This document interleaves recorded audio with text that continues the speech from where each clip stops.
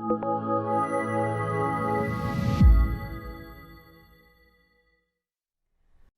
afternoon. It's a real pleasure to be here. I'm Diane Urashnik, the Director of the Center for Rural and Northern Health Research at Laurentian, like Walter has mentioned.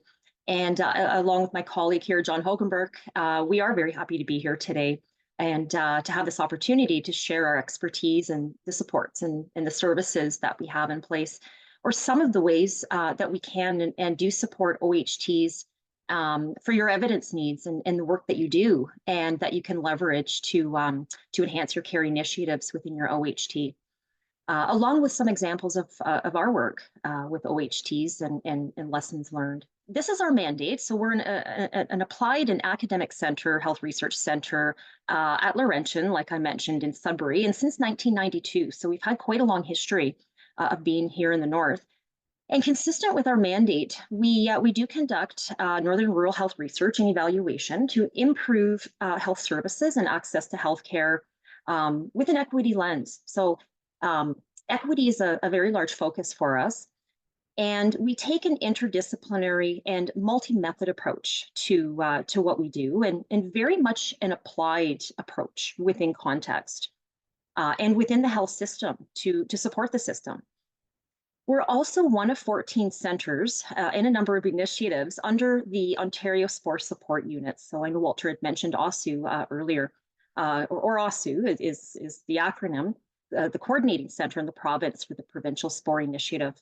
We're the northern partner within the broader network with patient and community engagement and capacity building, learning health systems work, and work with data platforms and evidence generation and use, all within our mandate. It's really our broader approach, and we bring the northern and rural perspective from our center, and we lead a couple of initiatives within the context of those things, which we don't specifically have here on this slide, but is reflected in the services and supports and the work that we do across our areas of expertise. And so, this is our, an opportunity to share our expertise and the supports and services that we provide. And so, broadly speaking, and you'll see here on the slide, and these areas aren't necessarily mutually exclusive, but we engage capacity building, for example, for internal evaluation processes within organizations and systems. We've also had, you'll see here, we've had an employee at Craner embedded as an OHT fellow in the first wave of the program, although it is no longer. Document analyses and literature reviews, including rapid reviews and knowledge syntheses, and program evaluation. So we assist with needs assessments and process and outcome evaluations at various stages.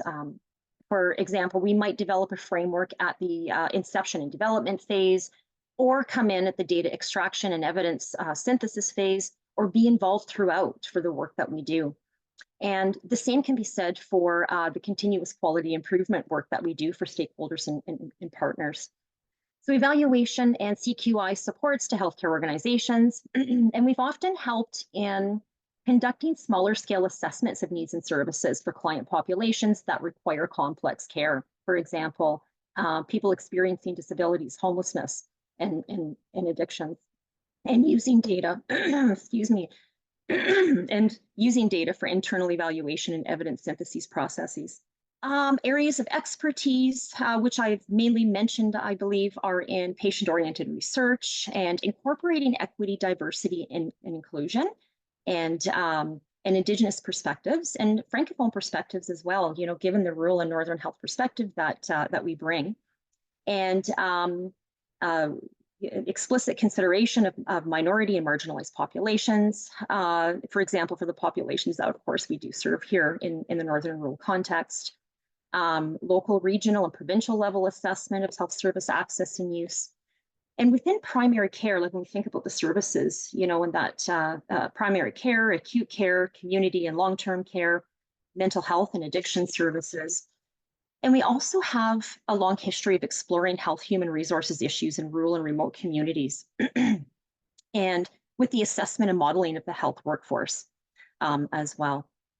The evaluation of digital virtual care programs, beginning with the earliest days of the OTN, in fact, and incorporating a learning health systems approach as a way of thinking and doing and with OHTs as an embedded partner, and with our work with OSU for sure. And you'll see that at the bottom of the slide here. It kind of brings us back to the beginning, that we are an OSU center, as part of our mandate.